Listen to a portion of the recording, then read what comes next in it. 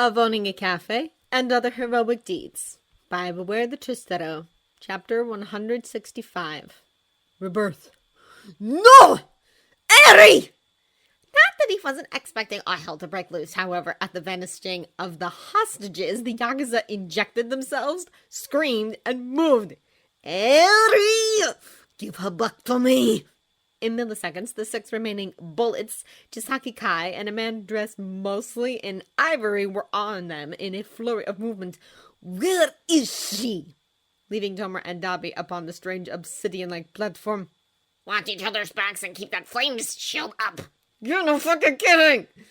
Whilst he launched himself towards the villains. You need to get them out of here! I'd spoil their chance for retribution, perish the thought! They'll be fine, you'll see!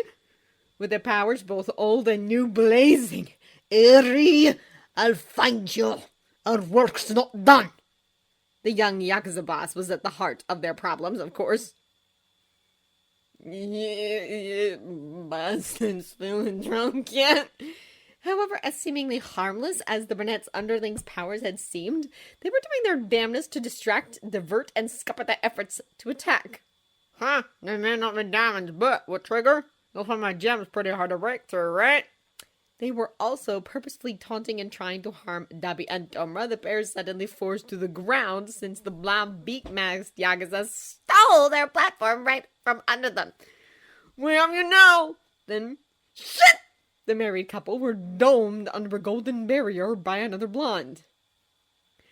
You'll find your decay quite useless, and I'd suggest putting out those flames of yours unless you'd like us all to suffocate in here.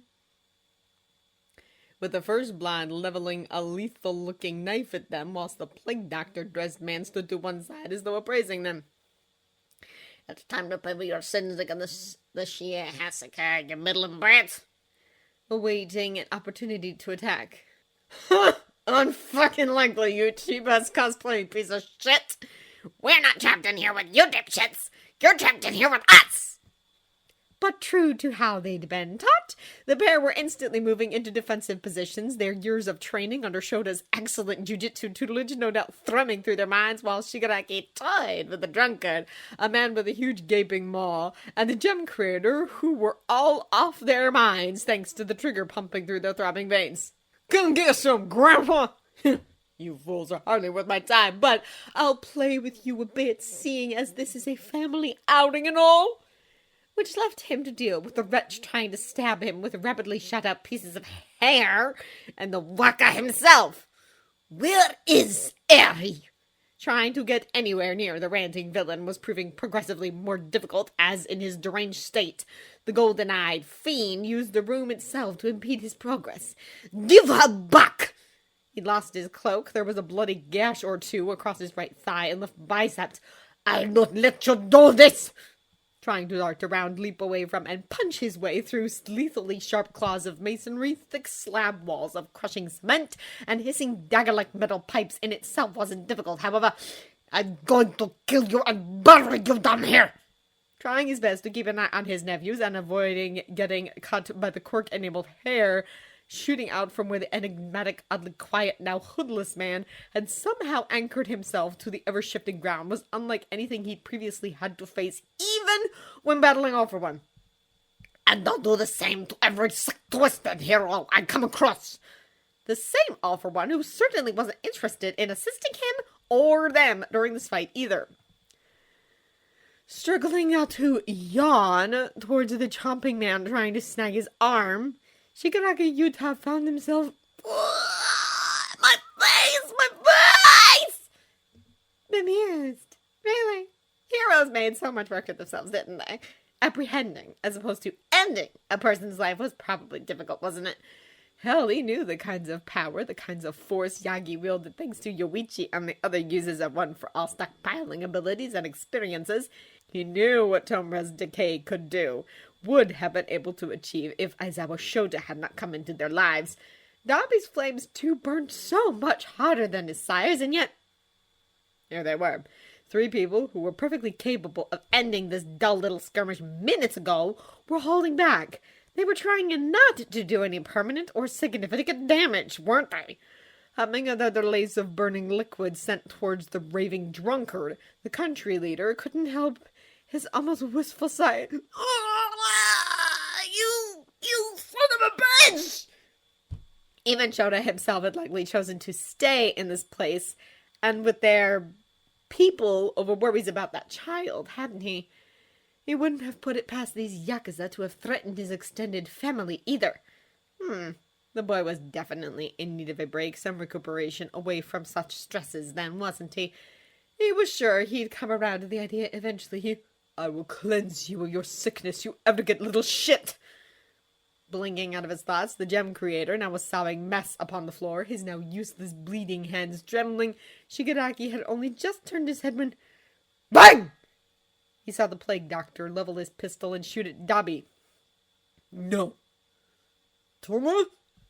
Feeling any sense of leisurely amusement leave him, a flicker of cold, seething rage overtook him in an instant. Toma! No! What happened next, he would probably reflect later, was maybe disproportionate considering this scene that he, with his many powers, could easily calm. However, not being in his rational mind, the thought of someone harming his former protege took the reins of his usually composed senses, and so... What? Firstly, he smeared the 3 Yakuza across the nearest wall, their bodies closer to a Jackson Pollock painting than something you could recognize as people. I think I'm okay. It fucking hurts, but it hit my shoulder and now I feel weird. Secondly, he was knelt at the young former Shimura's side, his right hand already pressed against the bloody hole he could see in the shorter man's shoulder, the crimson blooming from the wound stopping as his fingers glowed a restorative violet, whilst Dabi continued to hold the man he loved in tremoring, shock-tense arms. You pushed me out of the way, you stupid, self-sacrificing moron! What did you expect? I'm not gonna let someone shoot you, am I? Thirdly, he rolled his eyebrows raised. Ji-san, what's with the face, huh? Your quirk, my boy. He heard himself say, his eyes widening. It's gone. Blinking at his own assessment, he could only watch in off-tinged curiosity as, even though the lad's shoulder was healed... Wait, what? His previous grayish hair bled to glossy, wavy jet. His skin, that had previously shown signs of cracking and distress, was smoothing out and clearing up altogether. His irises, though, remained red, so much like his own. Whoa, hey, you really kind of look like Sho, you know? These people, they'd shot at the boy he'd picked to succeed him. They'd shot at the boy he'd once hated for betraying him. They'd shot at the boy who'd found love, happiness, and prosperity despite the hell he'd survived, the hell he'd put him through. Just like Yoichi. What? Really? Yeah, babe, you... Wait, oh my god! Does this mean that I can touch you with my hands without these? Watching almost spellbound, Shigaraki Yuta felt his breath catch in his throat as Toma shocked his gloves and extended his trembling hands to cup that heavily scarred, stapled face in abject wonder, surprise, and... Your skin's so smooth and then not, and you're warm. So are you. Joy?